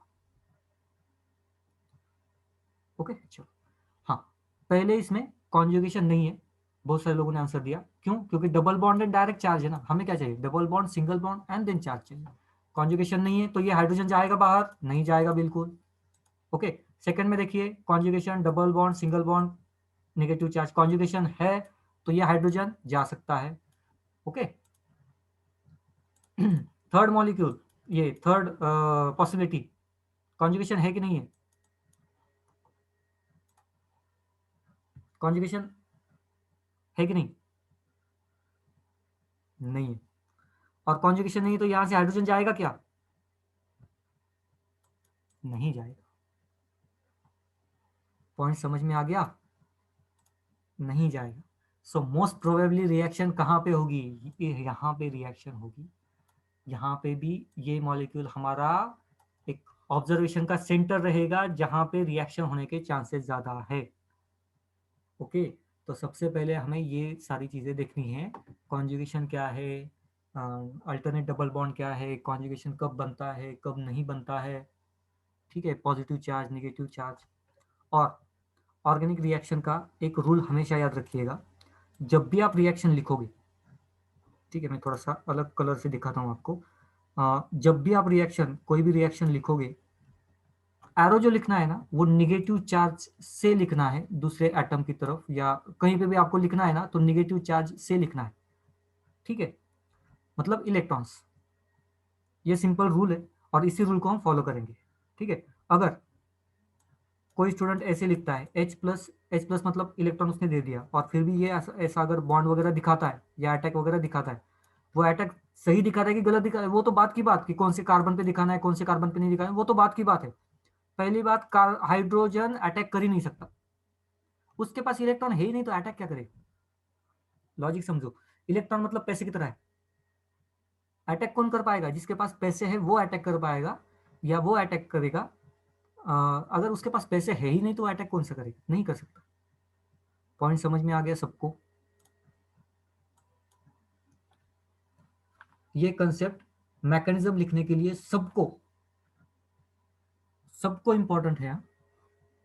और ये सिली मिस्टेक्स होते हैं, ये बिल्कुल होने नहीं चाहिए। पॉजिटिव चार्ज से हम रिएक्शन को नहीं देखेंगे, हम नेगेटिव चार्ज से रिएक्शन को देखेंगे, इलेक्ट्रॉन के थ्रू रिएक्शंस को देखेंगे।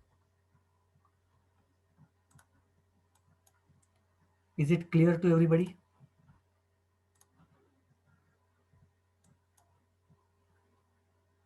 ओके,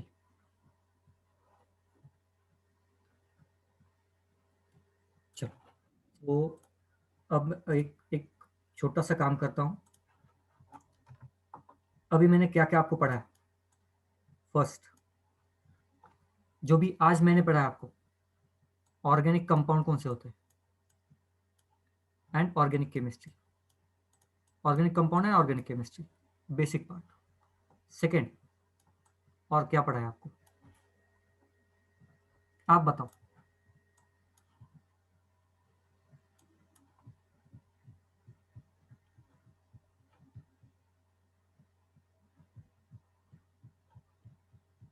यस, सीक्वेंस ऊपर नीचे होने दो, चलेगा। सीक्वेंस ऊपर नीचे होने दो, मैंने जो जो पढ़ाया ना सीक्वेंस ऊपर नीचे हुआ तो चलेगा। चलो कॉन्जुगेशन एक पढ़ाया, Lewis dot structure, very good. Lewis dot structure, हाँ। और क्या पढ़ाया? Conjugation, electronegativity.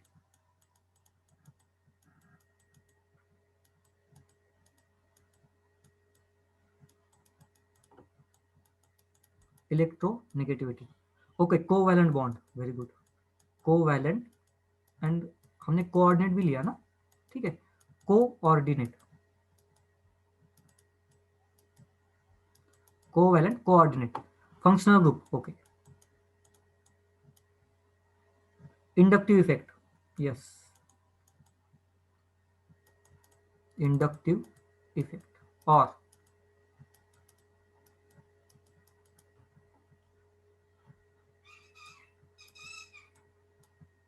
और एक चीज आप भूल रहे हो, सोचो।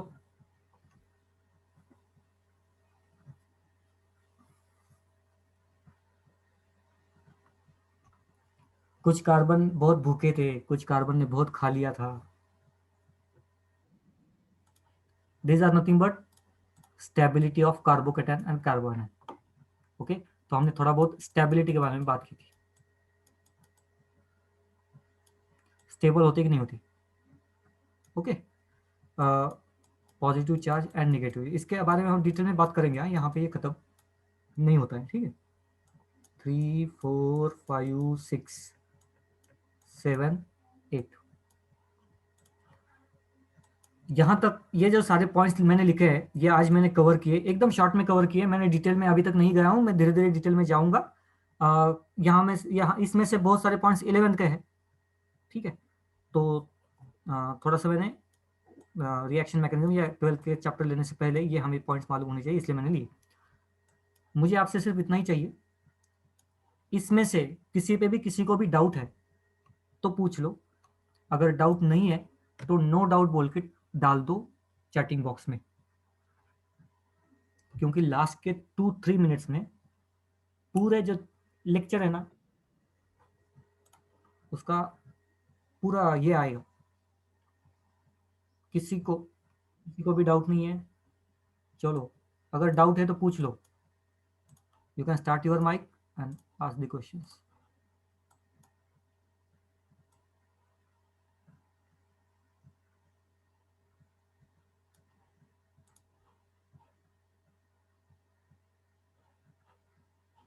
किसी को डाउट नहीं? ओके, चलो। सो फास्ट रिवीजन करता हूं मैं यहाँ पे, ओके। ऑर्गेनिक कंपाउंड या ऑर्गेनिक केमिस्ट्री। ऑर्गेनिक कंपाउंड पहले किसे कहते हैं? जिस मॉलिक्यूल का स्केलेटन कार्बन और हाइड्रोजन से बना हुआ है उसको हम कहते हैं ऑर्गेनिक कंपाउंड। उसमें ऑक्सीजन, सल्फर, बाकी के एलिमेंट्स हो सकते हैं, स्केलेटन हमें देखना है कार्बन और हाइड्रोजन से ही चाहिए, फर्स्ट पॉइंट। सेकेंड, और इसका ऐसे कंपाउंड्स का स्टडी, मतलब फिजिकल प्रॉपर्टीज, केमिकल प्रॉपर्टीज, बाकी सिंथेसिस वगैरह, ये सारी स्टडी को हम ऑर्गेनिक केमिस्ट्री कहते हैं, ठीक है।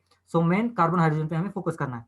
लेविस डॉट स्ट्रक्चर में हमने देखा था लोन पेयर कहाँ पे है और बॉन्ड पेयर, मतलब कौन से बॉन्ड बन रहा है, और लोन पेयर कहाँ पे है, मतलब इलेक्ट्रॉन्स कहाँ पे, इलेक्ट्रॉन मतलब चार्ज है ना, तो वो कहाँ पे है वो हमें फाइंड आउट करना था, ओके। उसका भी एप्लीकेशन करेंगे हम धीरे धीरे। इलेक्ट्रोनिगेटिविटी, फंक्शनल ग्रुप में इलेक्ट्रोनिगेटिविटी के बेसिस पे हमने फाइंड आउट किया था चार्ज सेपरेशन। सबसे पहले इलेक्ट्रोनिगेटिविटी की डेफिनेशन मैंने क्या बताई थी? It is the tendency of atom to attract share pair of electrons. Shared pair of electrons खुद की तरफ अट्रैक्ट करने की जो टेंडेंसी है उसको हम कहते हैं इलेक्ट्रोनिगेटिविटी। हमने अप्लाई किया था फंक्शनल ग्रुप का एक्सरे निकालने के लिए, मतलब फंक्शनल ग्रुप पे पॉजिटिव चार्ज या नेगेटिव चार्ज को लिखने के लिए हमने इलेक्ट्रोनिगेटिविटी यूज की थी। इनऑर्गेनिक की कंसेप्ट है, okay. Next, covalent and coordinate, दो टाइप्स के हमने बॉन्ड देखे थे। कोवैलेंट बॉन्ड में देखो दोनों बॉन्ड में वन बॉन्ड मतलब दो इलेक्ट्रॉन्स, ये तो सवाल ही नहीं आता इसका। लेकिन यहाँ पे कोवैलेंट में 50-50% शेयरिंग होता है, 50-50% शेयरिंग। कोऑर्डिनेट में एक ही एटम जो होता है ना वो दोनों के दोनों इलेक्ट्रॉन देता है, मतलब एक ही एटम के 100% कॉन्ट्रीब्यूशन रहता है, दूसरा एटम खाली रहता है सिर्फ, ओके। सो ये कोऑर्डिनेट बॉन्ड। स्टेबिलिटी के बारे में आपको बताया था, covalent bond is more stable then coordinate bond. Okay, next one functional group. Functional group मतलब ऐसा एरिया, एटम और ग्रुप ऑफ एटम जहां पे रिएक्शन होने के चांसेस सबसे ज्यादा है, उसको हम कहते हैं फंक्शनल ग्रुप। अब वो भी रिएक्शन कौन से होंगे, ये हमें बताता है इलेक्ट्रोनेगेटिविटी। मतलब कार्बन पे पॉजिटिव चार्ज आता है तो उस पर बेस ही अटैक करेगा या OH माइनस ही अटैक करेगा, पॉजिटिव चार्ज अटैक नहीं करेगा। ये कौन बताता है, इलेक्ट्रोनेगेटिविटी बताता है। ठीक है, नेक्स्ट वन इंडक्टिव इफेक्ट। किस लिए फाइंड आउट किया था, जो भी आयंस बनते हैं उनकी स्टेबिलिटी कितनी होगी या कैसे होगी। रिएक्शन बनेंगे, रिएक्शन होगी तो आयंस बनेंगे, और आयंस बनेंगे तो उसकी स्टेबिलिटी देखनी पड़ेगी। ठीक है, तो स्टेबिलिटी किसकी कम है किसकी ज्यादा है उसको देखने के लिए हमने इंडक्टिव इफेक्ट ये टर्म यूज की थी। Okay, then next one conjugation. Conjugation भी स्टेबिलिटी देखने के लिए होता है। हमने यहाँ पे सिर्फ एक ही देखा था, double bond, single bond, and then either double bond चाहिए, नहीं तो यहाँ पे पॉजिटिव चार्ज चाहिए, नहीं तो नेगेटिव चार्ज चाहिए। तीनों में से एक कंडीशन कुछ तो होनी चाहिए। ठीक है, ये होता है हमारा कॉन्जुगेशन। एंड लास्ट में स्टेबिलिटी, मतलब ये इंडक्टिव इफेक्ट का ही पार्ट है। आप बोल सकते हो स्टेबिलिटी में पॉजिटिवली चार्ज कार्बन है, मतलब वो इलेक्ट्रॉन डिफिशिएंट है, उसके पास इलेक्ट्रॉन कम है, जितने ज्यादा इलेक्ट्रॉन मिलेंगे स्टेबिलिटी बढ़ेगी। ओके, इसके पास वैसा नहीं है, नेगेटिव चार्ज है, इसका मतलब और ऑलरेडी इसके पास बहुत सारे इलेक्ट्रॉन्स है, जितने ज्यादा इलेक्ट्रॉन दोगे ये अनस्टेबल होता जाएगा। ओके, तो चार्ज का पूरा खेल है। बाकी और हमें एटॉमिक स्ट्रक्चर, साइज वगैरह ये सारी चीजें देखनी है, धीरे धीरे जाएंगे। एंड ट्राई करूंगा नेक्स्ट लेक्चर से प्रॉपर हेलो अल्केन्स स्टार्ट करूँ। ठीक है, ये तो हो गया पूरा एक पूरा लेक्चर बेसिक ऑर्गेनिक केमिस्ट्री पे। लास्ट के मैं 10 सेकंड सिर्फ वेट करता हूँ, किसी का अगर डाउट होगा तो, नहीं तो मैं सेशन को एंड कर दूंगा। मैं 10 सेकंड सबको टाइम देता हूँ, अगर किसी को भी डाउट है तो पूछ सकता है, otherwise I will and the session on this point. तब तक बाकी कुछ प्रॉब्लम वगैरह तो आपने बताया नहीं, सब स्पीड वगैरह सबकी सबने कहा ठीक है, ओके है। ओके, हाँ, लिखा हुआ दिखाई देता है, समझ में आता है ना जो भी मैंने लिखा है, रीड करना आता है ना, कि प्रॉब्लम है तो बताओ। हाँ, रीड क्योंकि मैं लिखने में अगर कुछ प्रॉब्लम है, पढ़ने नहीं आता है तो बताओ।